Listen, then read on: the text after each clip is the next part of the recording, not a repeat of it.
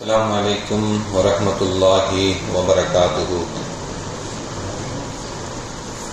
الحمد لله رب العالمين، والصلاة والسلام على أشرف المرسلين وعلى آله وصحبه أجمعين، أما بعد.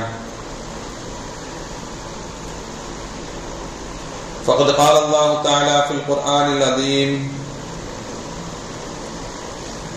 والفرقان المجيد: أعوذ بالله من الشيطان الرجيم، بسم الله الرحمن الرحيم.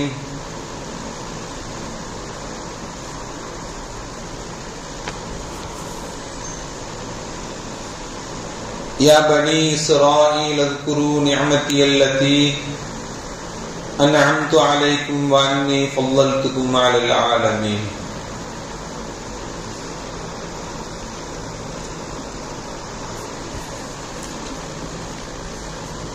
رب اشرح لي صدري ويسر لي أمري واحلل عقدة من لساني يفقهوا قولي. اللهم صل على سيدنا محمد، اللهم صل عليه وسلم.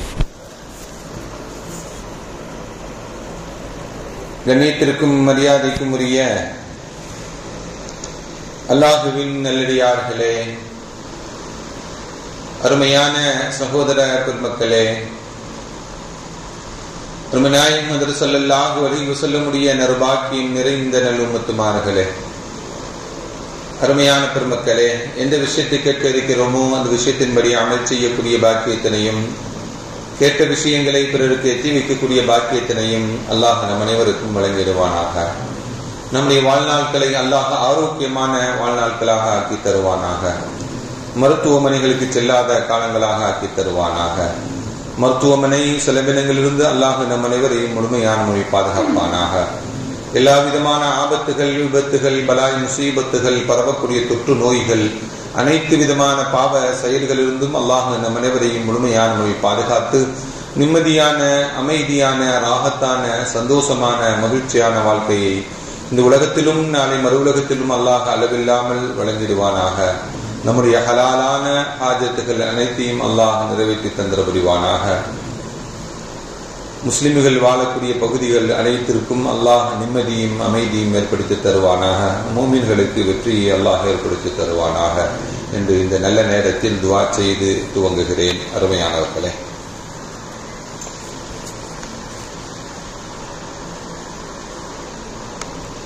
புனிதமான ஹஜ்ஜிக்கு சென்றுவிட்டு ஹாஜிகள் எல்லாம் திரும்பக்கூடிய காலங்கள், வல்லவன் அல்லாஹ் அவருடைய ஹஜ்ஜிகள் எல்லாம் ஹஜ்ஜம் மபரூராக ஆக்கியளவு புரிவானாக. அதே போன்ற பாக்கியங்களை நமக்கும் நம்முடைய குடும்பத்தார்களுக்கும் நம்முடைய சந்ததிகளுக்கும் வழங்கிடுவானாக. அருமையான பெருமக்களே, ஒவ்வொரு காலத்திற்கும் ஒவ்வொரு நபிமார்களை அல்லாஹ் இந்த உலகத்திற்கு அனுப்பி வைத்தான்.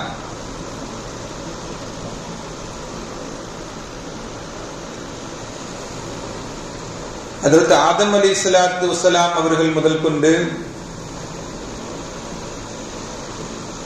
ஹஜ்ரத் முஹம்மது ஸல்லல்லாஹு அலைஹி வஸல்லம் அவர்கள் வரையும் ஏராளமான நபிமார்கள் இந்த உலகத்திற்கு, இந்த மனித சமுதாயத்தை ஒழுங்குபடுத்துவதற்கும் ஒழுக்கமாக வாழ்வதற்கும் இறை கட்டளைகளை முழுமையாக கட்டுப்பட்டு வாழ்வதற்குண்டான வழிமுறைகளை வகுத்து தந்த பெருமக்கள் நபிமார்கள். அந்த நபிமார்களில் ஏராளமான நபிமார்களை பெற்றவர்கள் பனி இஸ்ரவேல் மக்கள்.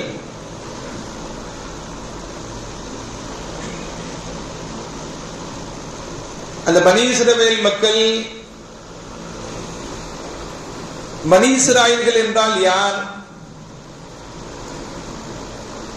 இவர்கள் எங்கிருந்து வருகிறார்கள்? யாருடைய வழித்தோன்றல்கள்? இவர்களை யூதர்கள் என்று நபிகள் நாயகம் ஸல்லல்லாஹு அலைஹி வஸல்லம் அவர்கள் அடையாளப்படுத்தியிருக்கிறார்கள்.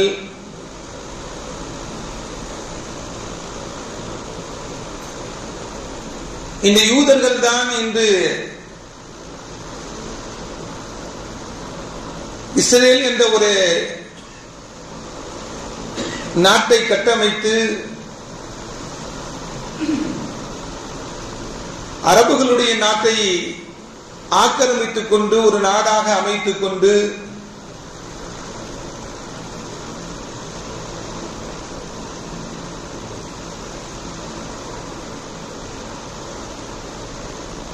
மற்றவர்களை எல்லாம் தாக்கி அழித்துக் கொண்டு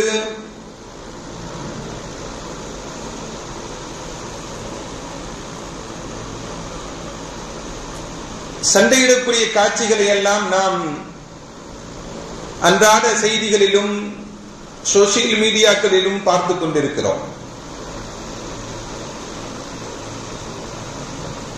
ஹஜ்ரத் யாக்கூப் அலைஹிஸ்ஸலாத்து வஸ்ஸலாம் அவர்களுக்கு 12 பிள்ளைகள். அந்த 12 பிள்ளைகளும் 12 கபீலாக்களாக 12 கூட்டங்களாக பிரிகிறார்கள். ஹஜ்ரத் யாக்கூப் அலைஹிஸ்ஸலாம் அவர்களுடைய 4வது மகன் தான் யஹூதா.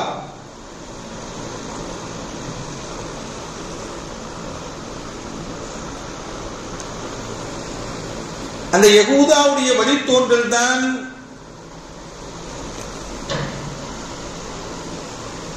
இந்த பனி இஸ்ராயேல்கள் யூதர்கள். இது இவர்களுக்கு மூசா அலைஹிஸ்ஸலாம் என்ற ஒரு நபியும் கிடைக்கப்பெறுகிறார்கள். ஒரு பெரிய உம்மத்தாக அது உருவாகுகிறது. ஹஜ்ரத் மூசா அலைஹிஸ்ஸலாம், ஹாரூன் அலைஹிஸ்ஸலாம் போன்ற நபிமார்கள் அவர்களுக்கு வழிகாட்டியாக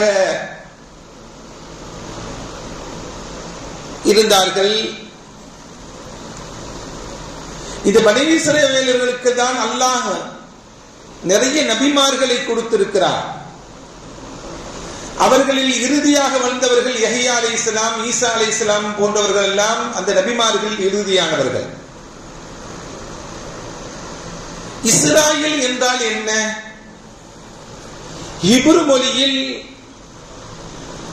இஸ்ரா அப்படிங்கிற வார்த்தைக்கு அபுது அடிமை என்று பொருள். ஈல் அப்படின்னா இலாஹ் கடவுள் அப்படின்னு பொருள். ஷார்ட்டா சொல்லணும்னா அப்துல்லான்னு அர்த்தம், அல்லாஹுடைய அடிமை என்ற அர்த்தம். பனு இஸ்ராயேல்னா அல்லாஹுடைய அடிமையான பிள்ளைகள் அப்படின்னு அர்த்தம். இந்த பெயரை தாங்கிய இந்த மக்கள் எல்லாம் அல்லாஹ் இவர்களுக்கு வழங்கிய நியமத்துகளைப் போல வேற யாருக்கும் இந்த உலகத்தில் வழங்கியதில்லை. அவ்வளவு நியமத்துகளை அல்லாஹ் வாரி வழங்கிய சமுதாயம் என்றால் இந்த பனி இஸ்ராயேல் சமுதாயத்திற்கு அல்லாஹ் அவ்வளவு நியமத்துகளை வழங்கியதாக திருக்குர்ஆன் சொல்லி காட்டுகிறது.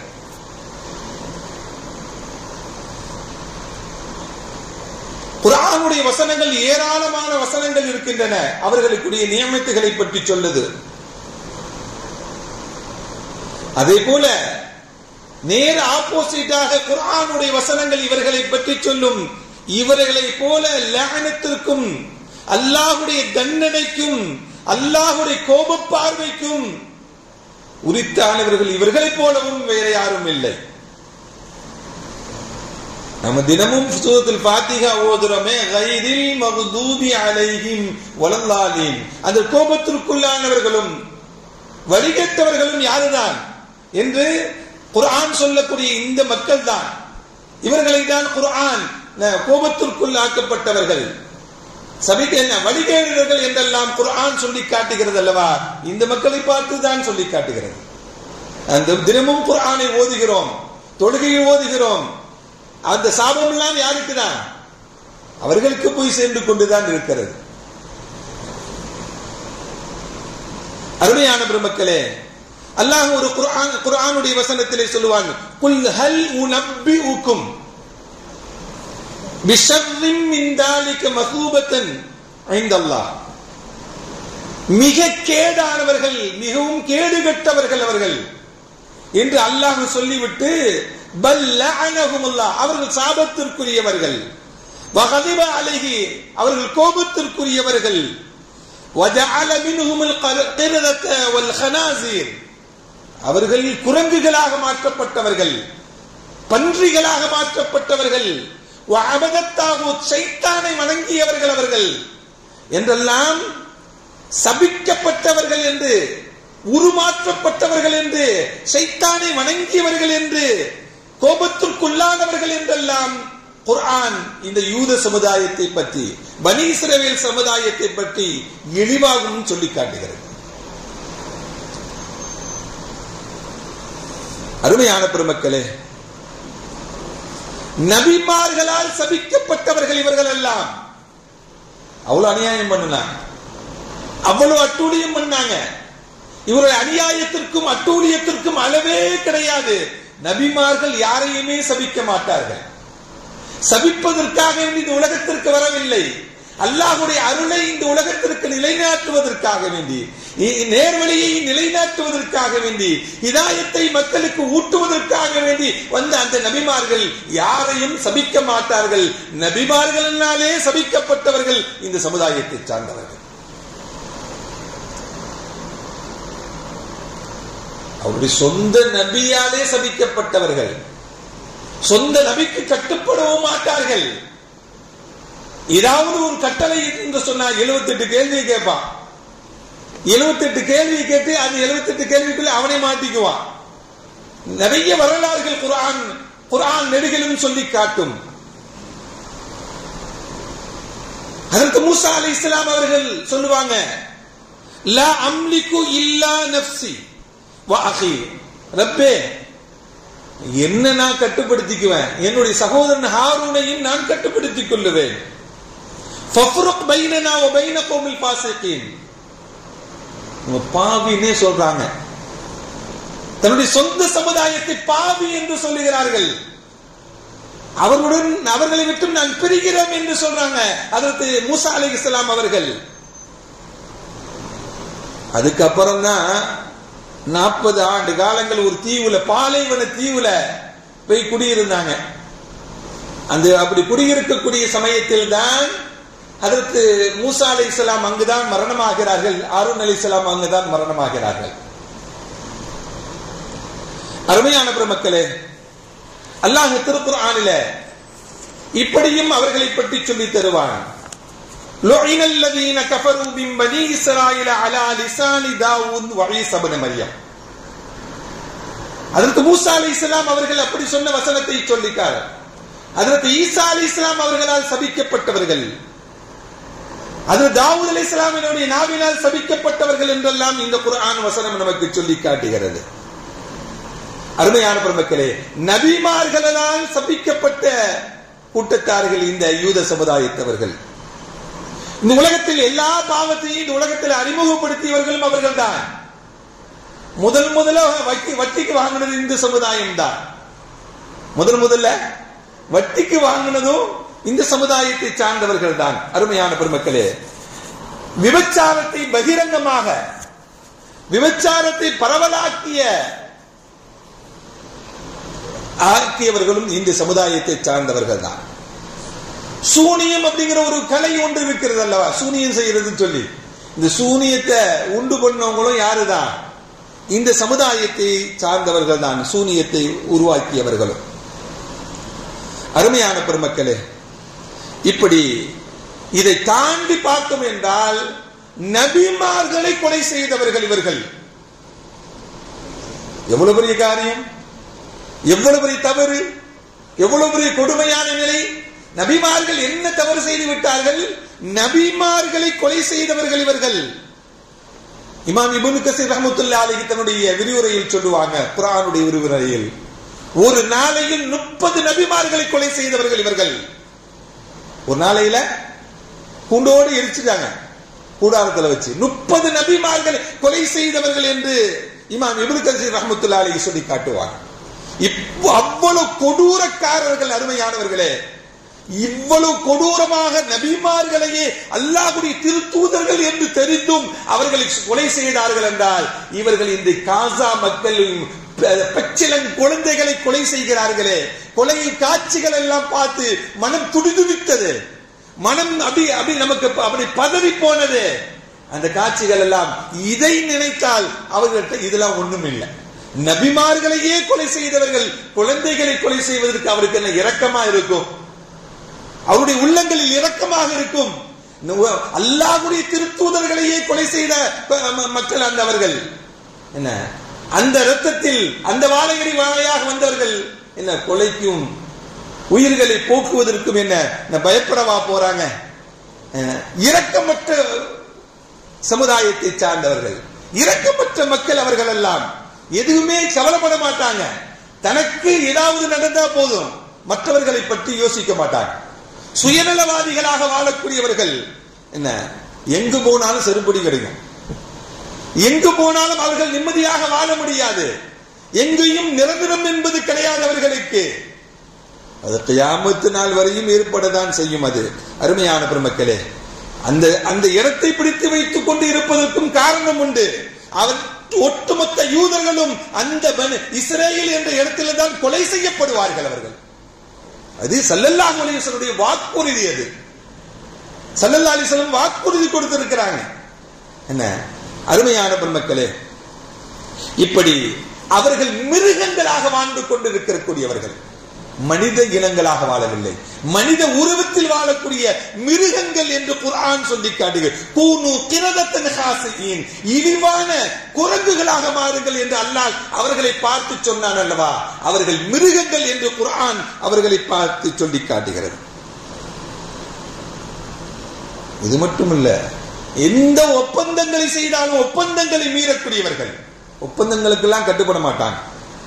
ஒப்பந்தத்தை மீறக்கூடியவர்கள், துரோகம் செய்யக்கூடியவர்கள் அவர்கள். காளை மாட்டை கடவுளாக கொண்டு காளை மாட்டை வணங்கியவர்கள் அவர்கள். நன்றி கெட்ட சமுதாயம் அது, நன்றி கெட்ட சமுதாயம். அல்லாஹ் கொடுத்த அருள்களை எல்லாம் மறந்து நன்றி கெட்டவர்களாக வாழ்ந்த மக்கள் என்றெல்லாம் இது நாம் சொல்லக்கூடிய வார்த்தைகள் அல்ல, குர்ஆன் சொல்லக்கூடிய வார்த்தைகளுடைய செய்திகளாக நான் உங்களுக்கு சொல்லுகிறேன். குர்ஆன் சொல்லக்கூடிய செய்திகளாக உங்களுக்கு சொல்லுகிறேன். அருமையான பெருமக்களே, நபிகள் நாயகம் ஸல்லல்லாஹு அலைஹி வஸல்லம் சொன்னாங்க, அவ்வளு ஃபித்னத்தின் மின் பனி இஸ்ராயில் நிசா. பெண்களினால் முதலாக குழப்பம் ஏற்பட்டது பனி இஸ்ரவேல் சமுதாயத்திலிருந்து தான் என்று நபிகள் நாயகம் ஸல்லல்லாஹு அலைஹி வஸல்லம் சொன்னாங்க. பெண்களால் ஏற்பட்ட ஃபித்னாக்கள், குழப்பம் யாரிடத்தில் ஏற்பட்டது?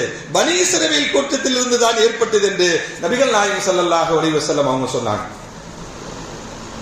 பொறாமையினால் தன்னுடைய சொந்த சகோதரனையே கிணற்றில் தூக்கிப்பட்ட வரலாறும் குர்ஆனில் சொல்லு. யூசுப் அலைஹிஸ்ஸலாமுடைய நிகழ்ச்சி, யூசுப் அலைஹிஸ்ஸலாமுடைய நிகழ்ச்சி, அதிலிருந்து வந்தவர்கள் தானே இவர்கள். சொந்த சகோதரன், தன்னுடைய தந்தைக்கும் தன்னுடைய தாய்க்கும் பிறந்த சகோதரனை பொறாமையினால் கிணற்றில் தூக்கி போட்டு கொலை செய்வதற்கு முனைந்தவர்கள் அவர்கள். அவ்வளவு கொடூரக்கார மக்கள், மனிதாபிமான மற்றவர்கள் அவர்கள் எல்லாம். என்ன அவர்கள்ட்ட எங்க இறக்கம் வரப்போகுது? என்ன அவர்கள் எத்தனையோ மருத்துவமனைகள் மீது குண்டு வீசி இந்த குழந்தைகளையும் மருத்துவமனையில் இந்த சிகிச்சை பெற்றவர்களையும் அழித்தார்கள். இன்று இன்னைக்கு ஈரான்ல இருந்து ஒரு குண்டு இதுல ஹாஸ்பிட்டல்ல ஒரு தூரம் கதறான். ஈரான்கான என்ன சொன்னான் தெரியுமா? மேல ஹாஸ்பிட்டல் வச்சிருக்கிறான், உள்ளுக்குள்ள ராணுவ கிடங்கு இருக்குங்கிறான். நான் அடிச்சதுக்கு ஹாஸ்பிட்டல் அடிக்கல, எதைதான் அடிக்கிறேன்? ராணுவ கிடங்கு தான் அடிக்கிறான். ஆனால் இவன் நேச்சுரலாக அடித்ததை யாரைதான்? குழந்தைகள் இருக்கக்கூடிய இடங்களையும், நோயாளிகள் இருக்கக்கூடிய இடத்தையும், பொதுமக்கள் வசிக்கக்கூடிய இடங்களையும் தான் அழித்தான் அவன். இவ்வளவு நாட்கள் அடித்தும் அந்த சிறிய நாளை இவனால் அடிக்க முடிந்ததா? அல்லாஹ்வுடைய உதவி இருக்கிறது அவர்களுக்கு, அல்லாஹ்வுடைய உதவி. ஒரு நாள் 2 நாள் அடிச்சோன கதறானே, என்னை காப்பாத்துங்கன்னு சொல்றானே, நாட்டை விட்டு ஓடுகிறானே, பதுங்கு கொடிகளில் பதுங்கிக் கொள்கிறானே, இவன் வீரனா? இவன் வீரனா? இல்லையே. வீரன் என்றால் நேருக்கு நேர் மோத வேண்டும் அல்லவா? அருமையான பெருமக்களே, இவர்கள் எல்லாத்தையும் செய்வதற்கு துணிவார்கள், மனிதாபிமான அற்றவர்களாக வாழக்கூடியவர்கள் என்றெல்லாம் இந்த செய்திகள் நமக்கு சொல்லி காட்டுகிறது. ஸல்லல்லாஹு அலைஹி வஸல்லம் சொன்னாங்க, ஹத்திது அன் பனி இஸ்ராயீல், பனி இஸ்ரவேலர்களை பற்றி நீங்கள் பேசுங்கள். வலா ஹரஜ, எந்த குற்றமும் இல்லை. அவருடைய விஷயத்தில் நிறைய ஆச்சரியமான செய்திகள் எல்லாம் உங்களுக்கு உண்டு. ஸல்லல்லாஹு அலைஹி வஸல்லம் சொல்றாங்க, அவங்கள பத்தி பேசுங்க, அதில் குற்றம் இல்லை. அவர்களிடத்தில் நிறைய அஜாயிபுகள் இருக்கிறது, நிறைய விஷயங்கள் இருக்கிறது என்று நபிகள் நாயகம் ஸல்லல்லாஹு அலைஹி வஸல்லம் நமக்கு சொல்லுவாங்க. இந்த பனி இஸ்ரவேல் மக்கள் ஒரு வழியாக ஒரு கூட்டம் போறாங்க, ஒரு கபரை பார்க்கிறாங்க. அந்த கபரை பார்த்தோன்னே ஒரு 2 ரக்காத்து தொழுகிறாங்க. தொழுதுட்டு அல்லாஹ்விடத்துல கேட்கிறாங்க, இது யாருடைய கபருன்னு தெரியல ரப்பே, இது யாருன்னு சொல்லி எங்களுக்கு எழுப்பி காமி, அவங்கள சொல்லுன்னு சொல்றாங்க. அல்லாஹ்வும் கபர்ல இருந்து அவரை எழுப்பி விட்டுறான். எழுப்பி வந்தவர், நான் மரணித்து 100 ஆண்டுகள் ஆகிவிட்டன, நான் மரணித்து 100 ஆண்டுகள் ஆகிவிட்டன, இப்பொழுதுதான் என்னுடைய உடம்பில் உள்ள மரணத்துடைய சூடு இப்பொழுதுதான் அடங்குகிறது என்ற செய்தியை சொல்லிட்டு உள்ள போயிட்டார். ஒரு மௌத்துடைய செய்தி அல்லாஹ் அவர்கள் மூலமாக அறிவிக்கிறார். நமக்கும் தான் மௌத்துடைய அந்த ஹீட், சூடு 100 ஆண்டுகள் ஆயின் பிறகுதான் அதனுடைய சூடு குறைகிறது என்னுடைய உடம்பில் இருந்து என்று சொல்லி உள்ளே போயிட்டார்.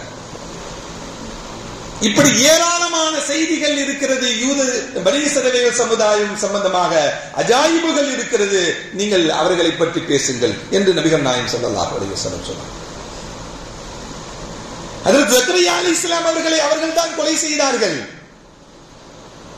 என்ன செஞ்சிட்டாங்க, என்ன பண்ணுவாங்க தெரியுமா? நபிமார்களை எல்லாம் கொலை செய்து உள்ளே மண்ணிலே போட்டு புதைச்சி குப்பை மேடுகளாக ஆக்கி விடுவார்கள். ஏன்னா அடையாளங்கள் இல்லாமல் ஆகிவிடும் என்று ஜக்கரியா அலைஹிஸ்ஸலாம் அவர்களை கொலை செய்து குப்பை மேடாக ஆக்குவாங்க. அந்த குப்பை மேட்டிலிருந்து தண்ணீர் பீரிட்டு அடிக்கும். தண்ணீராக அல்ல, ரத்தமாக பீரிட்டு அடிக்கும். ரத்தமாக பீரிட்டு அடிக்கும். தண்ணி ஒரு பைப் உடைச்சுன்னா இப்படி தண்ணி சல்லுன்னு அடிக்கும். அதே மாதிரி ரத்தம் பீரிட்டு அடிக்கும் அந்த இடத்துல இருந்து. அருமையான பெருமக்களே, இப்படி கொடூரமான மக்களாக இந்த மக்கள் வாழ்ந்தார்கள். இந்த மக்கள் வாழ்ந்த பகுதி முகத்தஸ், பைத்துல் முகத்தஸுக்கு அருகாமையில் இருக்கக்கூடிய பகுதிகள். அதுக்கு குதுஸ் என்று சொல்லப்படும். எப்படி காபத்துல்லாவை சுற்றி இருக்கக்கூடிய பகுதி ஹரம் என்று சொல்லப்படுமோ, அதே போல மஸ்ஜிதுல் அக்ஸாவை சுற்றி இருக்கக்கூடிய பகுதிக்கு குதுஸ் என்று சொல்லப்படும். புனிதமான இடம் அது, புனித இடம் அது. ஹஜ்ரத் சுலைமான் அலைஹிஸ்ஸலாத்து வஸ்ஸலாம் அவர்கள் கட்டிய புனிதமான மஸ்ஜிதுல் அக்ஸா அங்குதான் உள்ளது. அந்த இடம்தான் எல்லா நபிமார்களுடைய காலடியும் பட்ட இடம் அந்த மஸ்ஜிதுல் அக்ஸா, குதுஸ் என்ற பகுதி. அது நபிமார்களுடைய வரலாற்று பூமி. குர்ஆன் நெடுகிலும் சொல்லக்கூடிய நபிமார்கள், எல்லா நபிமார்களும் அந்த புனிதமான இடத்தில் கால் பதித்தவர்கள், அங்கு வாழ்ந்தவர்கள். அது பரக்கத்துக்குரியது எது என்று பாரக்னா ஹவ்லஹு என்று அல்லாஹ் அதை பரக்கத்தில் இருந்ததாக, அது சுற்றியுள்ள பகுதிகள் எல்லாம் பரக்கத்திற்குரியதாக என்று அல்லாஹ் திருக்குர்ஆனிலே சொல்லி காட்டுவார். பெரும் நபிமார்கள் எல்லாம் உண்டு. இப்ராஹிம் அலைஹிஸ்ஸலாம், இஸ்ஹாக் அலைஹிஸ்ஸலாம், இஸ்மாயில் அலைஹிஸ்ஸலாம், யாக்கூப் அலைஹிஸ்ஸலாம், முஹம்மது ஸல்லல்லாஹு அலைஹி வஸல்லம் வரையும் அந்த புனிதமான இடங்களில் கால்பட்ட இடம் அது. ஸல்லல்லாஹு அலைஹி வஸல்லம் எப்போ போனாங்கன்னு கேட்கலாம் நீங்க. மேராஜுக்கு எங்க போனாங்க? குர்ஆன் அதுதான் சொல்லுது. சுப்ஹானல்லதி அஸ்ரா பி அப்திஹி லைலம் மினல் மஸ்ஜிதில் ஹராமி இலல் மஸ்ஜிதில் அக்ஸா. அக்ஸாவில் இருந்து தான் வானத்துக்கு போனாங்க அல்லாஹ்வை சந்திப்பதற்கு. அந்த மஸ்ஜிதுல் அக்ஸாவில் மஸ்ஜிதுல் அக்ஸாவுக்கு சென்றதாக குர்ஆன் சொல்லி காட்டுகிறது. நபிமார்கள் காலடிப்பட்ட பூமி அந்த பூமி அது. அந்த மஸ்ஜிதுல் அக்ஸாவை நோக்கி நபிகள் நாயகம் ஸல்லல்லாஹு அலைஹி வஸல்லம் 16-17 மாதங்கள் மதீனாவுக்கு சென்ற சமயத்தில் அதை முன்னோக்கி கிப்லாவாக தொழுதார்கள் ஸல்லல்லாஹு அலைஹி வஸல்லம் அவர்கள். ஒரு கட்டத்தில் நமக்கு இந்த உம்மத்திற்கு கிப்லாவாக இருந்தது அந்த பைத்துல் முகத்தஸ், அது மஸ்ஜிதுல் அக்ஸா. இந்த யூதர்கள் இருக்கிறார்களே, அந்த யூத மக்கள் எல்லாம் ரொம்ப பகை கொண்டவர்கள். பகைமையான எண்ணத்துடனே வாழக்கூடியவர்கள். ஸல்லல்லாஹு அலைஹி வஸல்லம் அவர்கள் இறுதி நபி என்று அவர்களுக்கு தெளிவாக தெரியும். அவர்கள் வேதம் படித்தவர்கள் உண்டு. வேதத்தில் தெளிவாக சொல்லப்பட்டிருக்கிறது இறுதி நபி எங்கிருந்து வருவார், அவருடைய அடையாளங்கள் என்ன என்றெல்லாம் அவர்கள் வேதத்தில் படித்திருக்கிறார்கள், தெரிந்திருக்கிறார்கள். அவர்கள் அந்த நபியையும் எதிர்பார்த்தார்கள். ஆனால் அவர்கள் நினைத்தது போல இல்லாமல் அரபுலகத்தில் இருந்ததனால் என்ன அவர்கள் ஏற்றுக்கொள்ளவில்லை. மக்காவிலிருந்து இருந்ததனால் அவர்கள் ஏற்றுக்கொள்ளவில்லை. அவர்கள் பகுதியான அக்ஸா பகுதியிலிருந்து நபி தோன்றுவார் நினைச்சிருந்தாங்க. அல்லாஹ் அனுப்பி வைத்தது மக்காவில் இருந்து. நபி ஸல்லல்லாஹு அலைஹி வஸல்லம் அவர்களை நபி என்று தெரிந்தும் இறுதி நபி என்றும் தெரிந்தும் அவர்கள் ஏற்றுக்கொள்ளாமல் இருந்தவர்கள் என்று குர்ஆன் சொல்கிறது. யஅரிஃபூனஹு கமா யஅரிஃபூன அப்னாஅஹும். அல்லாஹ் அழகான வார்த்தையை கொண்டு சொன்னார். ஒரு தந்தை தன்னுடைய பிள்ளையை பிள்ளை என்று அறிவானா அறிய மாட்டானா? அதே போல நபி என்று இவர்கள் அறிந்தும் அவர்கள் ஏற்றுக்கொள்ளவில்லை. தந்தை பிள்ளையை எப்படி அறிவானோ அதே போல அவர்கள் அறிந்தும் என்ன பண்ணல, அவர்கள் ஏற்றுக்கொள்ளவில்லை, ஏற்க மறுத்து விட்டார்கள். ஏனென்றால் அவருடைய உள்ளங்களில் பகைமை உணர்வு அவர் உள்ளத்தில் கொண்டதனால். அப்படி இருந்தும் ஸல்லல்லாஹு அலைஹி வஸல்லம் அவர்கள் அந்த உம்மத்தை அரவணைத்துதான் வாழ்ந்தார்கள். நிறைய ஒப்பந்தங்களை போட்டுக் கொண்டாங்க. அந்த ஒப்பந்தங்களை எல்லாம் ஸல்லல்லாஹு அலைஹி வஸல்லம் அவர்களிடத்தில் போட்ட ஒப்பந்தத்தை எல்லாம் மீறினாங்க. அந்த சமுதாயத்தை சார்ந்த ஒரு பெண்ணையும் ஸல்லல்லாஹு அலைஹி வஸல்லம் திருமணம் முடித்தாங்க, அன்னை சஃபியாவை. எல்லாரும் கேலி கிண்டல் பண்ணுவாங்க, யூத பெண் எல்லாம் சொல்லுவாங்க. ஸல்லல்லாஹு அலைஹி வஸல்லம் அவர்களுக்கு ஆறுதல் சொல்லுவாங்க. யூதர் என்று யூத பெண்ணை என்று வெறுக்கவில்லை ஸல்லல்லாஹு அலைஹி வஸல்லம். அந்த மக்களை அரவணைக்க வேண்டும், அவர்களை தன் பக்கம் இஸ்லாத்திற்கு கொண்டு வர வேண்டும் என்பதற்காக வேண்டி அவர்களிலிருந்து ஒரு பெண்ணையும் திருமணம் முடித்து வாழ்ந்தாங்க. அப்படின்னா எவ்வளவு அரவணைப்படும் ஸல்லல்லாஹு அலைஹி வஸல்லம் வந்திருப்பாங்க. மற்ற மனைவி மாணவர்கள் கிண்டல் பண்ணுவாங்க, யூத பெண் என்றெல்லாம். ஸல்லல்லாஹு அலைஹி வஸல்லம் சொல்லுவாங்க, உன்னை யாராவது யூத பெண்ணு அப்படின்னு சொன்னா நீ சொல்லு, என்னுடைய தந்தை ஒரு நபி, என்னுடைய மாமா ஒரு நபி, என்னுடைய கணவரும் ஒரு நபி என்று சொல்லுமா என்று அன்னை சஃபியாக்கு ஸல்லல்லாஹு அலைஹி வஸல்லம் சொல்லிக் கொடுப்பாங்க. யூதர் என்று வெறுக்கக்கூடாது, அவர் முஸ்லிமாகிவிட்டார் என்றெல்லாம் நபிகள் நாயகம் ஸல்லல்லாஹு அலைஹி வஸல்லம் சொல்லிக் கொடுப்பாங்க. அருமையான பெருமக்களே, ஹஜ்ரத் உமர் ரலியல்லாஹு தஆலா அன்ஹுடைய காலகட்டத்தில் தான் பைத்துல் முகத்தஸ் இஸ்லாமியர்கள் வசம் வெற்றி கொள்ளப்பட்டது. வெற்றி கொள்ளப்பட்ட சமயத்தில் அவர்கள் இன்று பேசிக் கொண்டிருக்கக்கூடிய சமயத்தில் ஒரு தேவாலயம் தொழுகையுடைய நேரம் வந்தது.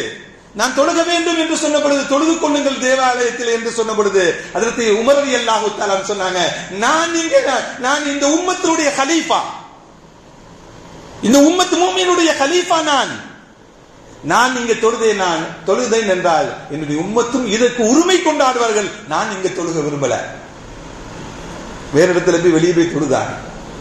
ஆனால் இவர்கள் முஸ்லிம் சமுதாயத்தை மாற்று மதத்தினுடைய ஆலயங்களையும் வணக்க வழிபாடுகளை எல்லாம் அழித்து தன்னுடைய பள்ளிவாசல்களாக கட்டிக் கொண்டவர்கள் என்று முஸ்லிம்கள் மீது சுமத்தப்படக்கூடிய வரலாறுகள் இருக்கிறது. அது வரலாறுகள் அல்ல, அது இட்டுக்கட்டப்படக்கூடியது என்பதை அதற்கு உமர் ரலியல்லாஹு தஆலா அன்ஹுடைய காலம் முதல் கொண்டு இன்று வரையும் நிதர்சனமாக இருக்கிறது. அருமையான பெருமக்களே, மஸ்ஜிதுல் அக்ஸா ஹஜ்ரத் உமர் ரலியல்லாஹு தஆலா கரத்தில் சாவி கொடுக்கப்பட்ட பொழுது பிலாலை அழைத்து அதான் சொல்ல சொன்னாங்க. ஸல்லல்லாஹு அலைஹி வஸல்லம் அவர்களுக்கு அதான் சொன்ன பாங்கு சொன்ன பிலால் ரலியல்லாஹு தஆலா பாங்கு சொல்வதற்கு மறுத்து விட்டாங்க. ஏனென்றால் ஸல்லல்லாஹு அலைஹி வஸல்லம் மௌத்துக்கு பிறகு அவர்கள் பாங்கு சொல்லவே இல்லை.